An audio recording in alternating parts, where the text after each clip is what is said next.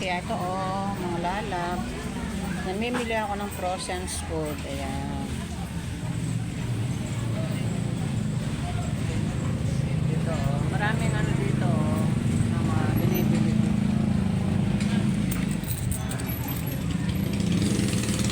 Dito ako namimili sa ano.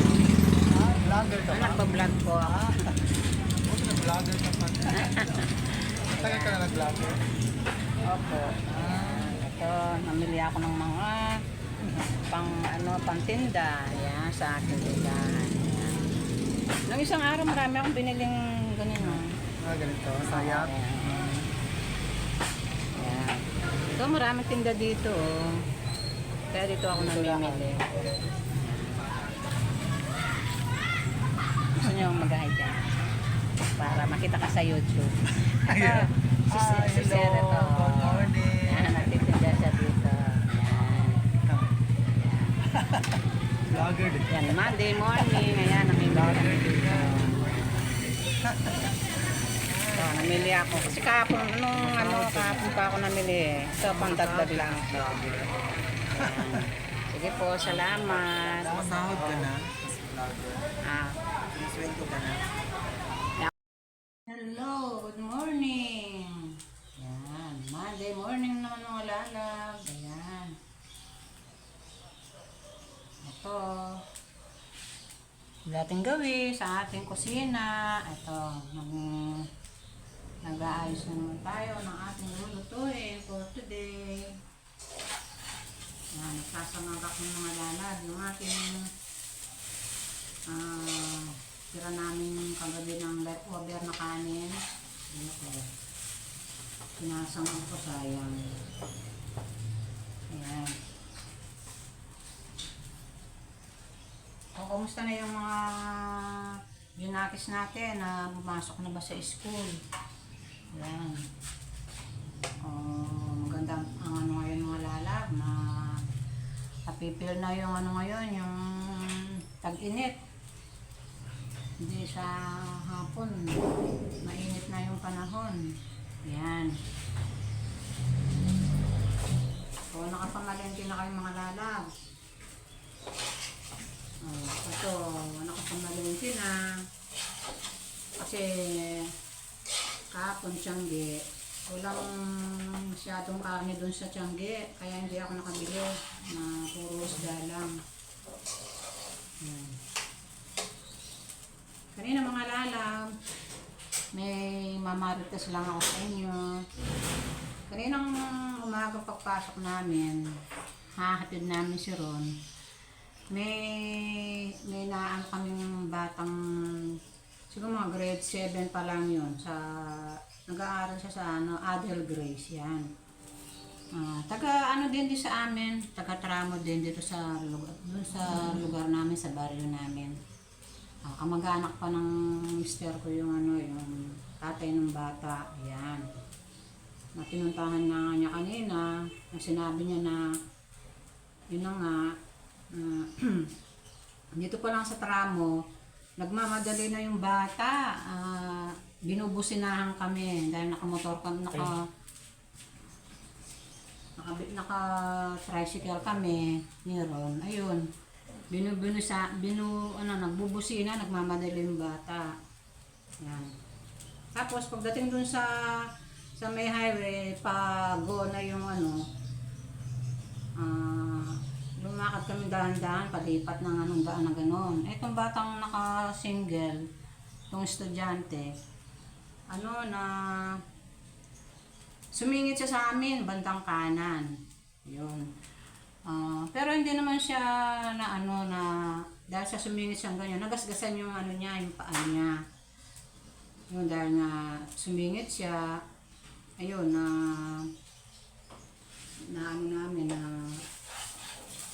hindi na namin siya, dadalhin namin sana sa ayaw ng bata. Dahil nga nagmamadali, kasi malinate na daw siya. Kaya sabi ko, yung mga nanay tatay dyan, huwag niyo munang yung mga ganyang edad na bata, lalo na pa wala pang, hindi pa pwedeng bigyan ng lisensya dahil minor de edad pa. Huwag niyong payagan yung batang na payagan na papasok na nakasingle. Delikado rin yun, lahat tulad nun, no? Yung bata dahil nga sa bata pa siguro, second, lang yung first. Mga grade 7 po siguro yun, yung bata niya. Yun, dahil na nagasgasan siya, yung gasgas niya hindi naman dumugo. Yun, ayaw niya nang magpa-check up. Malilit na daw siya. Ang ginawa namin, binigyan lang nga namin siya ng pambili ng betadine. Kasi gasgas lang naman yun. Kasi bigla siya sumingit dun sa kaliwa sa kanan namin eh. Na kami ng enforcer. Sabi ng enforcer, dalo namin sa doktor. Ayaw naman ng bata kasi nga gasgas nga lang daw siya, hindi naman daw masakit. Yun, binigyan namin siyang perang pambili ng mga betadine, bulak, yun. Tapos kanina, dahil kamag-anak ng mister ko yung bata, ay yung natatay ng bata, yun, kinausap siya na para sa ganun, maano yung bata ng tatay niya na papagsabihan na huwag siya masyadong reckless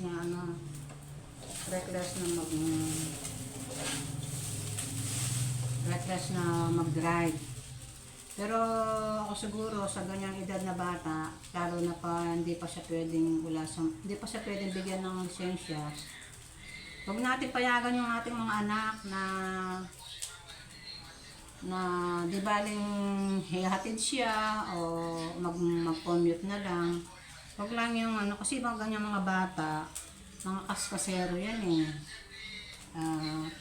Maano pa yung buhay nila, magdedelikado pa yung buhay nila. Kaya yun lang mga lalab, iano ko lang, lang po sa atin to, yung para lang sa mga bata na dapat hindi pinapayagan na mag-drive ng mag-isa, lalo na pag minor de edad pa. Mga apo ko nga yung panganay ng apo ko, pwede na siyang magmotor dahil wala pa siyang lisensya kasi magna-19 na yun eh.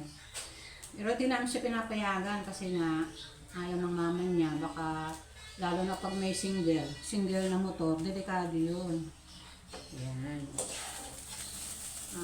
Inaano ko lang sa mga nanay dyan, tatay dyan, huwag natin payagan na papasok yung anak natin na nakasingle siya, na motor, lalo na minor de edad pa.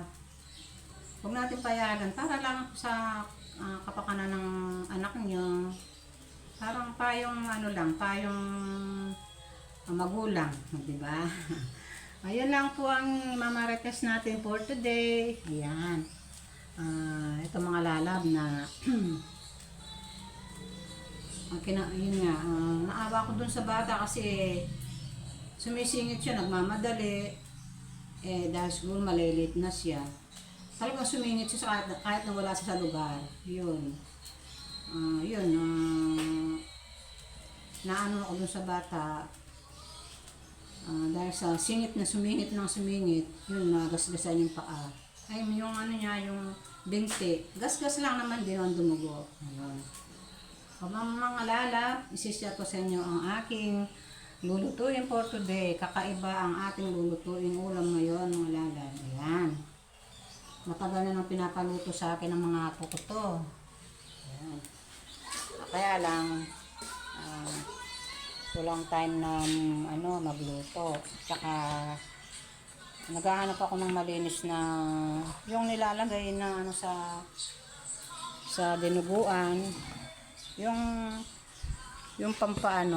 pampakulay. Alam niyo naman kung ano yung pampakulay sa dinuguan.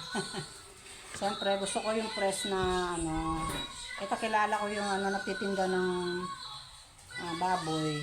Tinanong ko siya kung meron siyang malinis na gano'n na pampakulay sa dinuguan. Kaya ito, binigyan niya ako at bibili rin ako sa kanya ng pork meat. Ayan.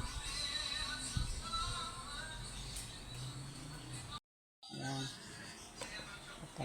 Ito yung ating mga pangsahog. Ayan.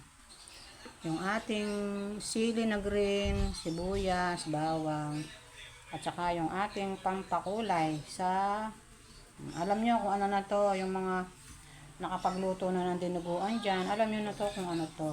Ayan. Para hindi ko na ayan, ganyan lang itong lulutuin natin mga lalap. Tapos, ano pa tayo dyan, paminta. Lalagyan natin ng paminta. Ito, meron tayong paminta. Buong paminta. Yan, lalagyan natin ng paminta. Para, yan, pampalasa. Yan, ang ating paminta. Ayun, nagsasaing na ako mga lalab. Yung aking rice cooker, nakasalang na. Ayan. Ayan. O, paano mga lalab, maya-maya. Samahan nyo ako sa aking pagluluto. First time kong magluto nito mga lalab. Matagal na itong pinapaluto ng aking mga apo. Kaya lang, ngayon lang ako nagka-time at nakakita ng press na pampakulay sa dinuguan. Ayan. Ayan. Kaya mga lalab, sabahan nyo ako sa aking pagluluto ng dinuguan. Pork dinuguan. Ayan.